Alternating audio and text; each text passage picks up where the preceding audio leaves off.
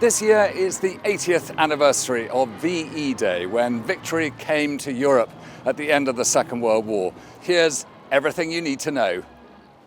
VE Day stands for Victory in Europe Day. But what exactly is it? To understand it, we need to go back to the Second World War. Following Germany's invasion of Poland in 1939, the Allied forces and Axis powers were locked in a bloody battle, estimated to have claimed between 70 and 85 million lives. This country is at war with Germany. The key players for the Allied forces were Great Britain, France, the United States and the Soviet Union. Their enemies, Germany, Italy and Japan. And where does VE Day come into this? After 6 long years of war, Germany surrendered on the 7th of May 1945. This unconditional surrender has been achieved by teamwork. The following day, the Allied forces officially accepted the German surrender, therefore giving us Victory in Europe Day. The flags of freedom fly all over Europe. Long live the cause of freedom.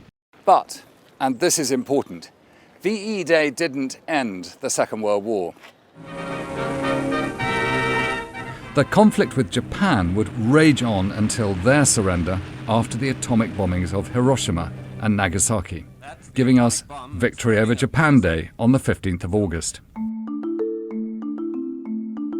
Today is Victory in Europe Day. Winston Churchill announced the end of war in Europe with a broadcast from Downing Street. From early morning until late at night, tremendous crowds make their pilgrimage to Buckingham Palace.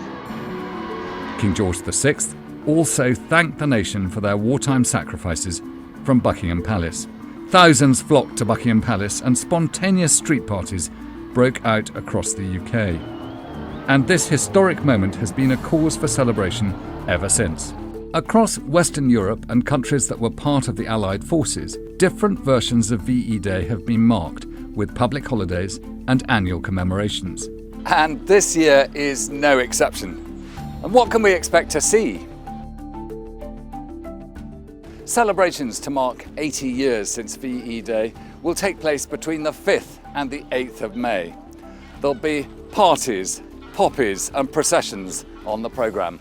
To kick off the landmark celebrations on the early May bank holiday, a military band will play 1940s classics and an actor will perform Winston Churchill's speech. There'll be a procession made up of 900 military personnel making their way from Parliament Square, through Trafalgar Square, under Admiralty Arch and down the Mall to Buckingham Palace.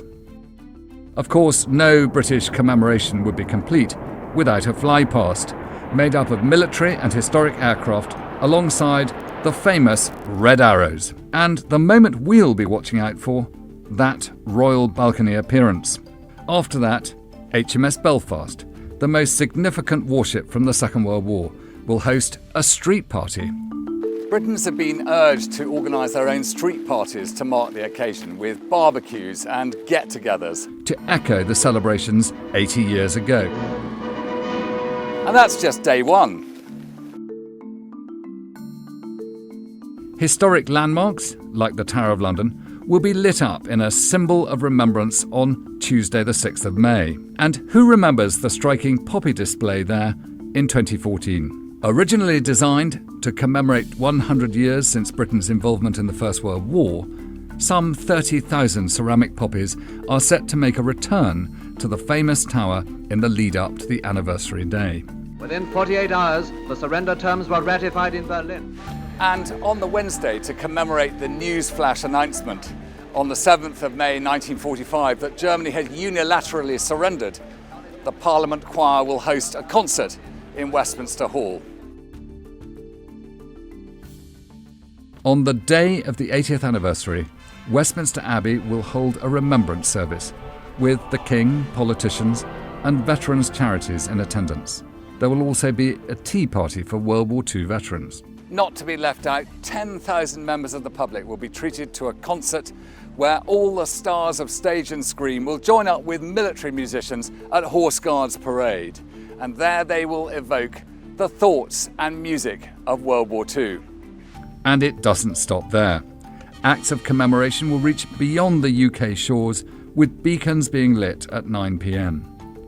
You can catch a glimpse of one of the beacons being lit on the Thames at Tower Bridge.